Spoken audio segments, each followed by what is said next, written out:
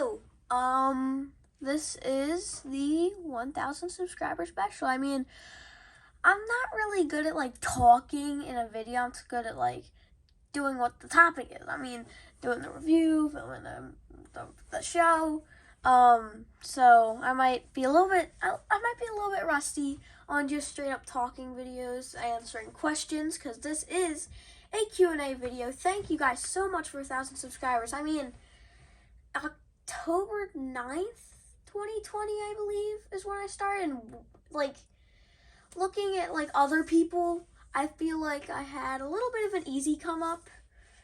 I mean, some people, it takes years for them to get to 1,000 subscribers and being able to reach that milestone, and me, it only took less than 2 years. So a huge achievement, huge milestone. Thank you guys so much. I couldn't have done it without you. I mean, you are the ones that hit the subscribe button. You are the ones that watch the videos. You are the ones that determine if you want to drop a like. So I really appreciate all of you. And here's to another 1,000. I mean, surreal, great. Thank you all so much. But without further ado, let's get into the questions. So we are starting off on Instagram.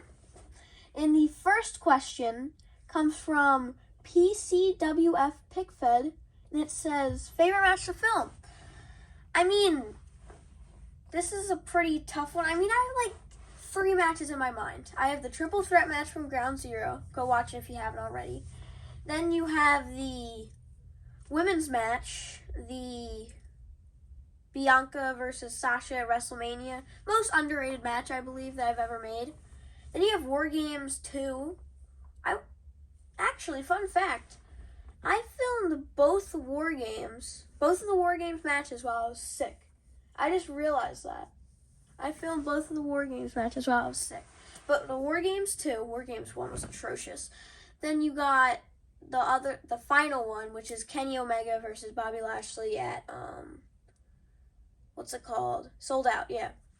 And I think I'm going to go with War Games 2 solely off the fact that there was a lot of weapons, there's a lot of stuff to do with the War Games cage and all that. One downside to that was you had to film with basic rings. I mean, I have the authentic scale now. For the majority of me making videos, I had the basic rings, so I have no room to talk about basic rings and authentic scale rings.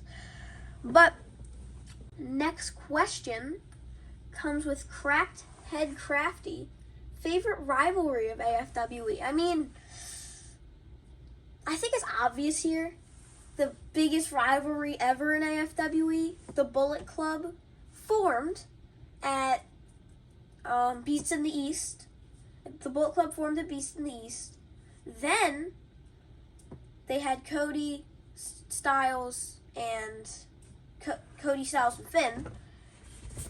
And Cody kept taking the pinfalls. I mean, he lost. He took the pinfall every single time the Bullet Club lost a match. And Finn and AJ were sick of this. So they trotted down to the ring, and they kicked out Cody. They brought in Kenny Omega. And then Kenny Omega and AJ were sick, and they were tired of how Finn Balor were treating them. So they turned on him. They turned on Finn, and the Bullet Club basically imploded. Fast forward to WrestleMania, we had the Fatal 4-Way match. Fun fact, by the way, Cody Rhodes was supposed to win. He was the winner going in. But one time in math class, I was sitting there, and I'm like, what if I have Kenny win and then have the Young Bucks join him? I'm so mad that I did that. That's the thing I most regret when I've ever made any matches. But I regret that so much. But Kenny wins, has the Young Bucks, and then at Cyber Sunday, Cody joins him. And then after, Kenny Omega drops the World Heavyweight Championship. Oh wait, they also won War Games. The Young Bucks got released. really, because one of the Young Bucks' legs broke while I was filming War Games. But so the Young Bucks got released. Cody left Kenny because Kenny was talking crap behind his back. And then, okay, so where was I? Cody left Kenny after Kenny was talking crap behind his back. And then they had the match at Ground Zero. Cody triumphed. But now, Kenny Omega is having some, I don't even know if they're hallucinations. I mean, the lights go red, a heartbeat happens. I don't even know what's going on with Kenny. Something's happening with Kenny. I don't know what it is. But we go to our next question, which comes from Nucci 13. If you're going to do an AFWE 2K. I'm not 100% sure if you mean like a universe mode or a sort of like concept of one of the AFWE wrestlers on the cover and having like a concept type of thing. But I really don't know. I think the Fed is just like, if I have like some spare time, maybe I would do something along the lines of that, but I'm probably not. Then we have, I think, Maddie is Awkward, your favorite match you've ever made. I think it's War Games 2. It's War Games 2 or Kenny versus, I think it's different from the fact that your favorite match and then your best match. I think I would go with Kenny versus Lashley. 1, the world title changed. 2, Kenny was crying. That was, yeah.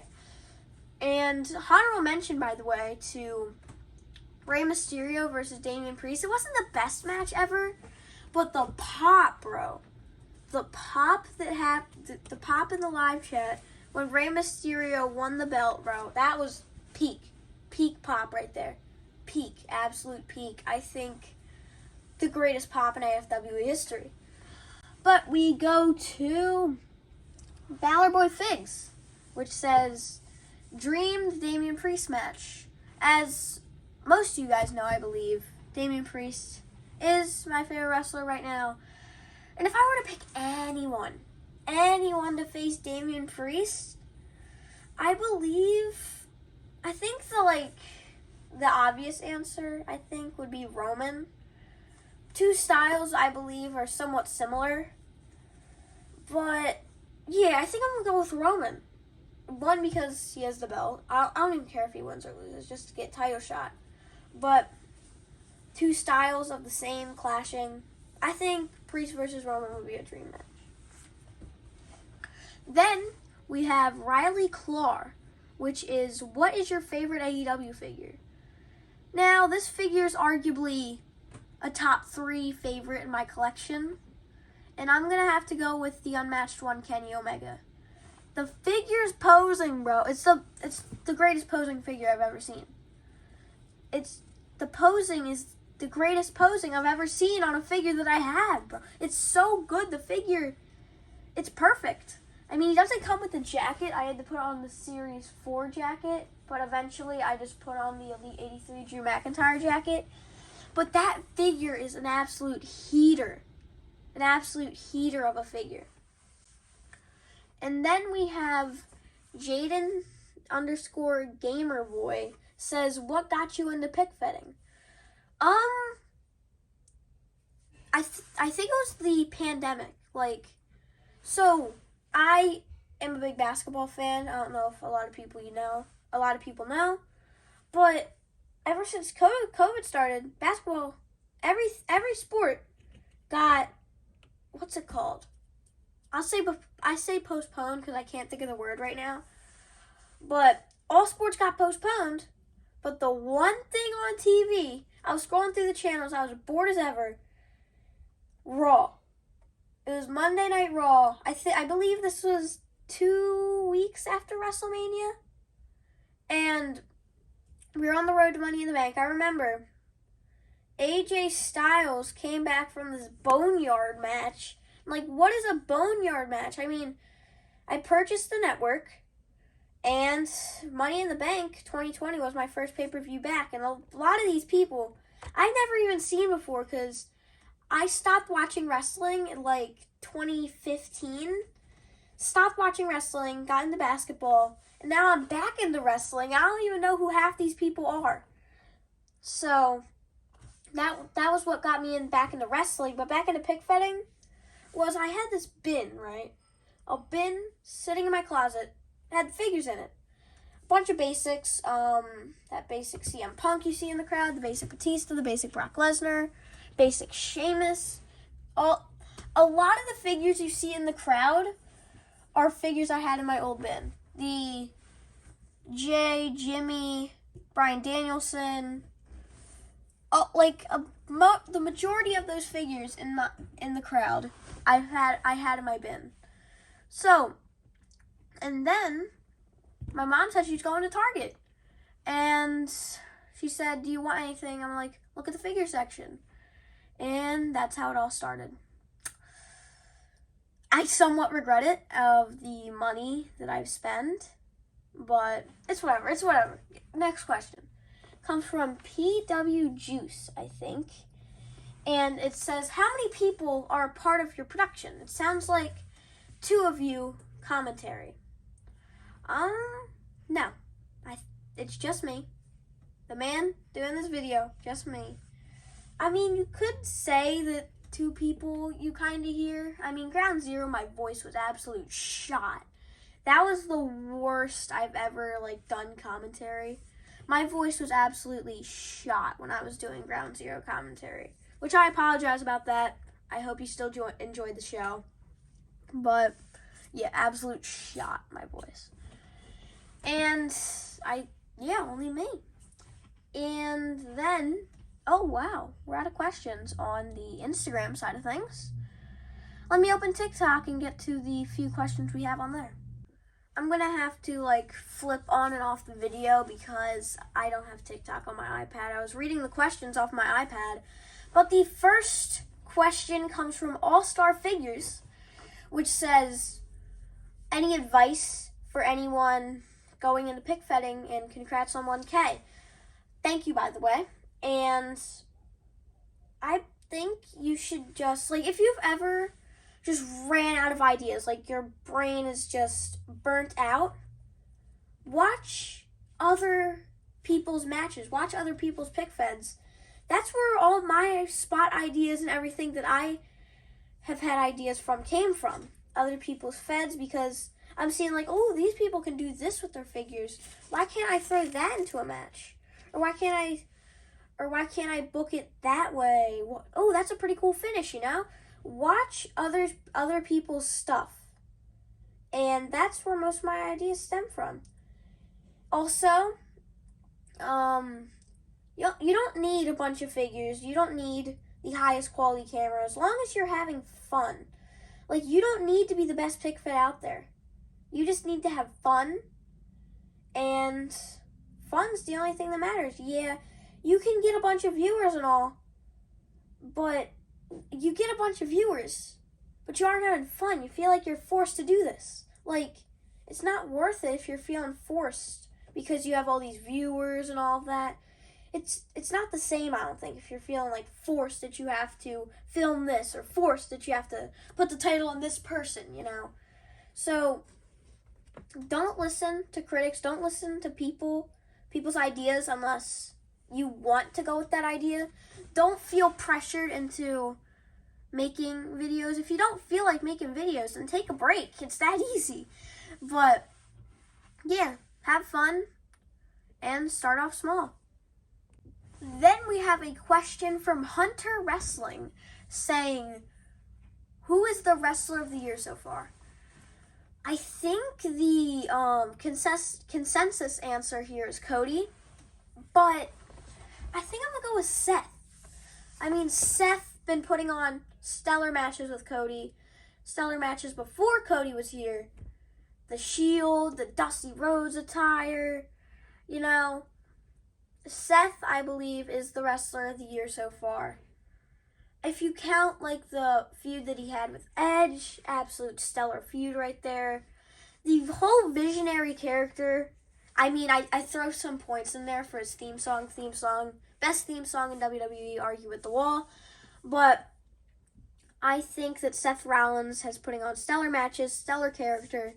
I believe that Seth Rollins is the wrestler of the year so far. Our final question, I believe, is from Just Eli on YT. It was actually 2 questions, but the second question, which was my favorite match I've ever done, I already answered that. So, the first question is, why am I forgetting it? Oh, who was my inspiration? I think a lot of people's inspiration was WSC. I remember watching a bunch of his videos, like a bunch of his videos. Like, he was the biggest pick fed at the time. It's like a mix of pick fed and video feds, whatever. But his videos were the biggest at the time. So that's who I watched. And that's what got me into trying to, like, fun fact, somewhat, I used to make matches before I started a fed. Like, I just used to make matches for, like, fun. I used to just make them for fun, to watch back and all that. If you want me to upload one of those matches, I might. I actually might upload one of those matches. Just to see how bad I was back then. But, yeah, I used to make matches for fun. And WSC had, like, all these, like, 6 spots off the stage, off the roof, you know. So, I think WSC was my inspiration due to all the stuff he was doing with, like, all these crazy spots, with tag titles being introduced and all that. So, I think WSC would be my main inspiration. So, that about does it for the Q&A. I mean, thank you for all the questions that were submitted. Thank you to everyone for subscribing, liking, commenting, ever. Even if you subscribed and don't watch any of the videos, still helps. You still subscribed. I mean, you guys can unsub at any time. If you guys don't like the content, no hard feelings. You can unsub at any time. But this milestone is absolutely nuts, absolutely crazy. Thank you all so much for 1,000 subscribers, and here's to another 1,000. You can follow me on my other social medias at AFWE_figs on TikTok and Instagram. Subscribe, like, comment, whatever all the YouTubers tell you to do nowadays, and I'll see you later.